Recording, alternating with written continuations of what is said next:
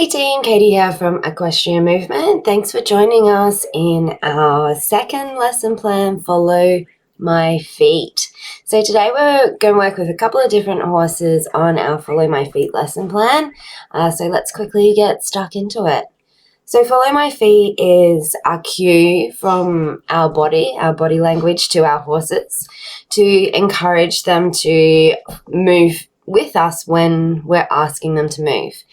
It is a foundational word in our horse-human vocabulary, and you'll see as we go how it can extrapolate into different words and really giving the language that we have with our horse's scope. So how you introduce this is completely up to you and your horse. Identifying your horse's personality type and the best way to work with it is important. So you will see me using tricks with this exercise quite a bit because of the way that we're going to increase the challenge on our horses. It also is cueing that positive association to following me, but you can start it just with your halter here, and this also improves our in-hand work in halters as well. So if you have a horse that, naps or, jacks up when you're trying to get it to lead, those kinds of things, then doing this with your horse can encourage them to walk with you better. So very basically, we're giving our horse the invitation to follow our feet. We have the halter there that can just encourage that step if they don't follow the movement through the way that we guide it with our body. But eventually what we're looking for is being able to do all of this at liberty. And you can see where I've just upped the challenge a little bit and given them a little platform to aim for. So we can use this as our stationary target. If we're going to start thinking about other words like stand with relaxation. So to get a confident horse that is safe and kind and knows how to look after us, the most important thing for you as a trainer is to understand how to cue. So we guide the behavior, mark the behavior, and then how we're going to motivate the behavior. And when our horse understands this pathway of events and how to seek answers, then what they've actually done is they've learned how to learn. And this is a step that's quite frequently missed in the industry.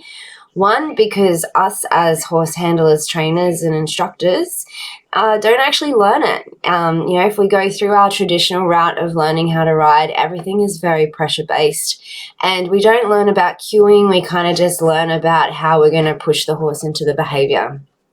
So learning how to actually communicate and create a language based on words with our horses makes the conversation a lot clearer, so we can have horses that are much more confident. But long-term, it also develops psychological safety in that we're not bullying and pressuring our horse into finding answers, but we're actually showing them a very clear and definite pathway of how they can find answers, and that finding answers can be fun. So you can see how with Nugget there we progressed to at liberty, and now we're going to continue that with our little friend April here. So this is one of her first training sessions with me, but she has had 6 months working together just in the paddock. So as I said, this is such a great language to be developing with our horses. All of the conversations that I'd had with April leading up to this point was just inviting her into her yard and out of her yard for feed time. So now we're going to start taking this conversation. I wait for the horses to give me the cue that they're ready to start learning. So I let April kind of just be there for 6 months before she started approaching me, because she has a bit of trauma around people. She's a bit scared of people. So it took about 6 months for her to confidently start approaching me and saying, yeah, I'm ready to start doing some work and learning. So this is one of our first training tools. We also like to use relaxation as well. This is one of our first training tools because we're going to ask our horses to follow us a lot. Asking our horse to follow us helps us show up as a leader we're following, but then you can see how it's going to extrapolate into other questions that we're going to ask our horse. So she also has a lot of fear around the saddling and mounting process. Well, the first time I went to put a saddle on, she nearly fell over in fright, just shaking in fear. So So we're going to use our follow our feet as an invitation to put the saddle cloth on, and then we're going to continue that language into putting the saddle on, and then we can continue that language into the mounting process as well until we're on the saddle. And this is where we're starting to introduce some new words with our horses. So we've talked about stand with relaxation, follow my feet, stand with relaxation while I touch you and put saddles on you and whatnot. And then that's going to continue that conversation into the saddle. We're going to ask her to stand with relaxation by the mounting block. And we're going to ask her to follow our feet up to the mounting block.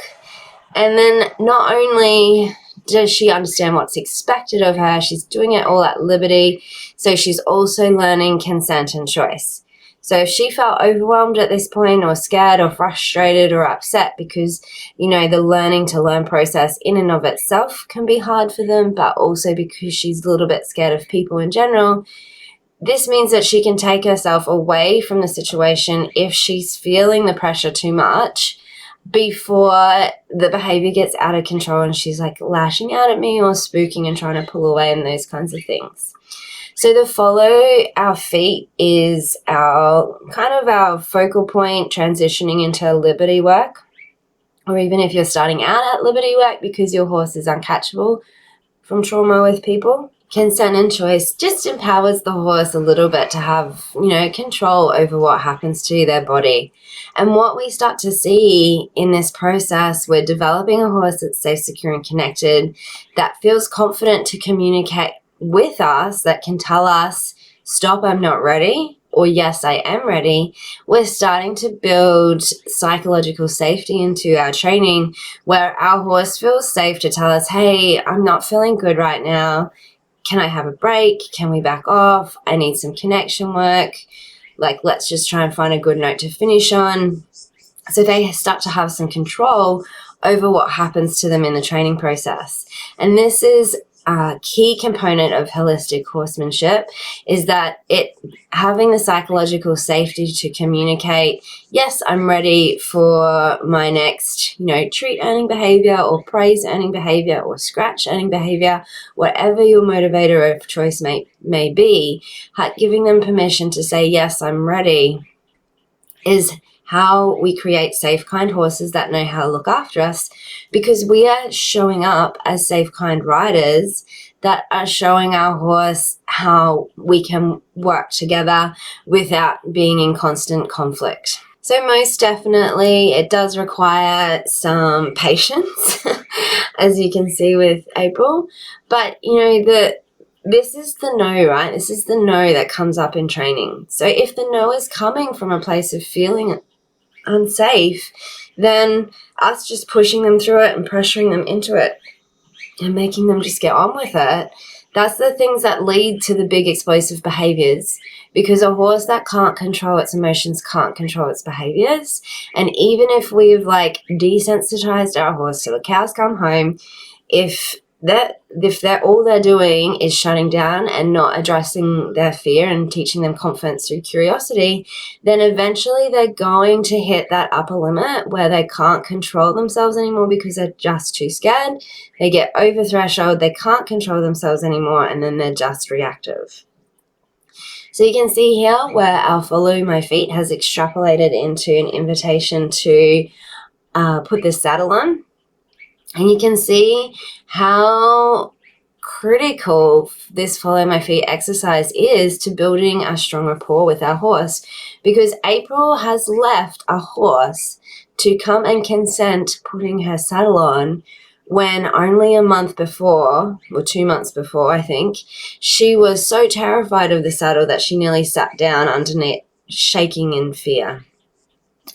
So you're going to see also how now our follow my feet exercise can kind of follow through into follow my hand exercises, because we're going to, as we saw with Nugget, we're going to add some more tricks in. But before we do that, we can just see how this follow my feet exercise can also communicate stand with relaxation. So I can have a fuss around with her with the saddle. I can do the girth up loosely. and then we're not having to reef it up too tight. And then I'm going to step away and invite her to follow my feet so that when she's ready to have her girth tightened, she can come to me and say, yep, I'm ready for the next ask. And that next ask is tightening the girth. So we're starting to address, future problems with nipping and biting and girthiness and general consent with the saddling and the mounting process. So the way that I like to work, ideally, is to fix problems before they happen rather than trying to fix problems that have happened. So, our horses that do have fear, if we, especially like with the saddle process here, and I had her tied up in, cross ties and just making her stand still and accept the saddle going on her back, what we release for, we reinforce. So that means that if she's up in tie rails and she's having a meltdown and she starts rearing and I go, oh my goodness, my horse is freaking out, she's being dangerous, it's being out of control and silly, you take the saddle away. You've now reinforced rearing when you bring the saddle out. So it's really important that you're paying attention to what behaviors you are reinforcing with your horse so that you're not reinforcing dangerous behaviors. That's why we're trying to keep things under threshold.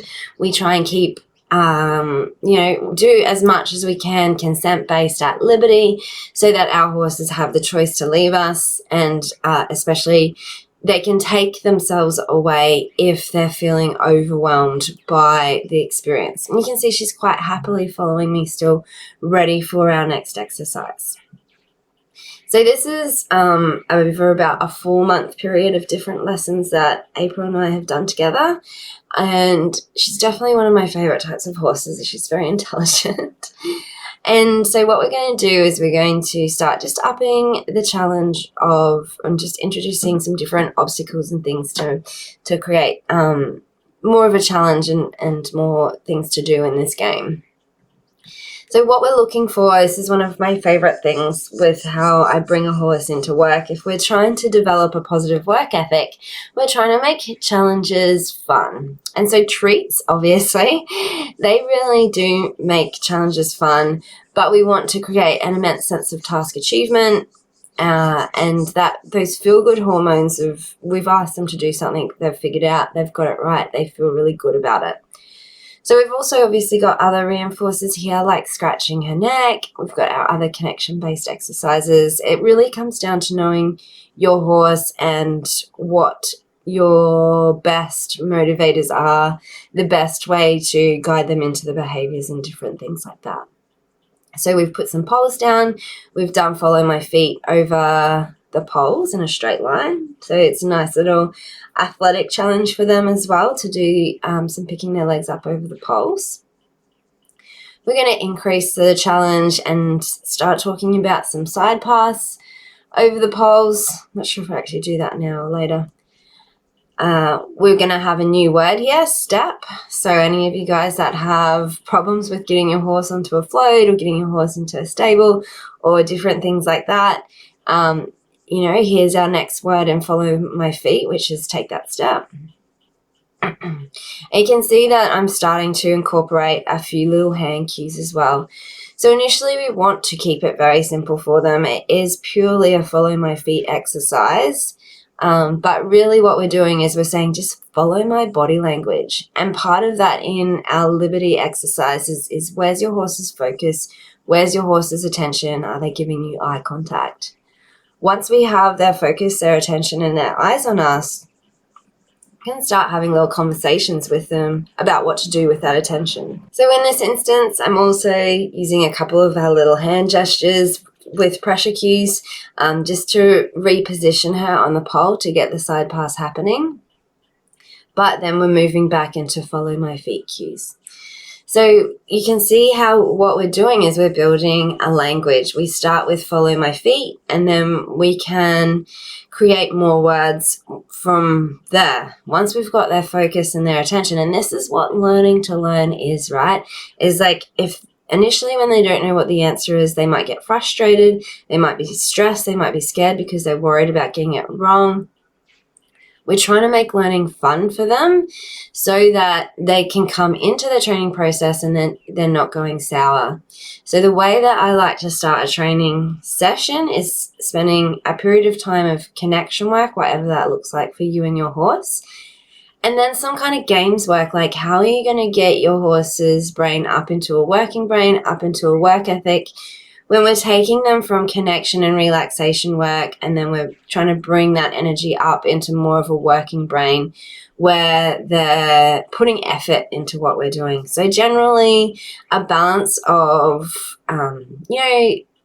sort of treat training or any kind of positive reinforcement, even if it's just, pats and scratches that they feel good about. Anything that's going to engage their interest in finding answers and make finding answers fun. And this is the step that's most often missed by us as horse handlers and trainers as well, trainers and instructors, is if we don't know how to break the cueing down to create a word and to create a language with our horse, then we're just kind of pressuring them into the behaviors. And then that's where we can end up with learning behavior problems. And those learning behaviors depend on the horse's personality type. So April, if she doesn't know the answer or she's stressed about finding answers, her behavior escalates into spooking and just trying to run away and bucking under saddle. So again, like, we're trying to fix problems before they happen. We want to give them confidence in finding answers, and psychological safety means confidence to find answers even if you're going to get it wrong. How many of you have been taught that, if your horse isn't giving you what you're asking for, to push them through it, pressure them?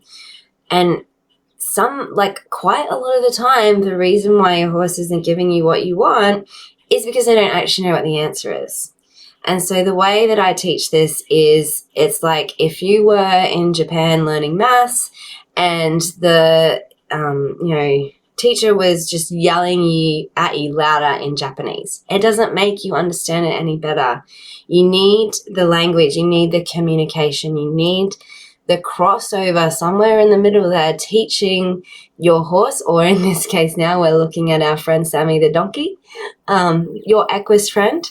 You need the breakover point in the middle of how we're going to start shaping this language out with our horses. And so doing, this is following our feet. This is the little transition process where we're going to put the cone between our feet and our hand cue.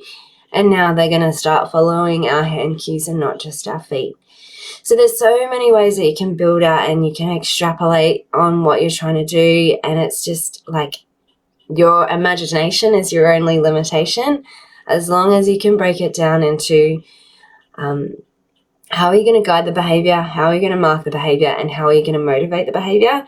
You will be able to start building a language out with your horse where we can create psychological safety, secure connected relationships, and an open two-way conversation. So Sammy is another one of our friends who is scared of humans, and doing this work at Liberty, the follow my feet work, is a great way to starting the language to develop a rapport between you and your horse or your donkey, so that when it comes time to actually putting them in a halter, they are ready to just, follow your cues from your feet rather than needing to use halter pressure.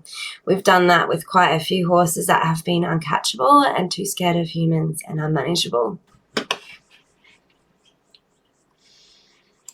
So if you're starting to understand the importance of fun and play and cueing in your horse's training, but you're not really sure how you're going to set it up strategically and intentionally to create that language, check out our program, Holistic Horse Handling, in the link, or reach out if you have specific questions. We are always more than happy to help out in whatever way we can. Until next time, happy trails.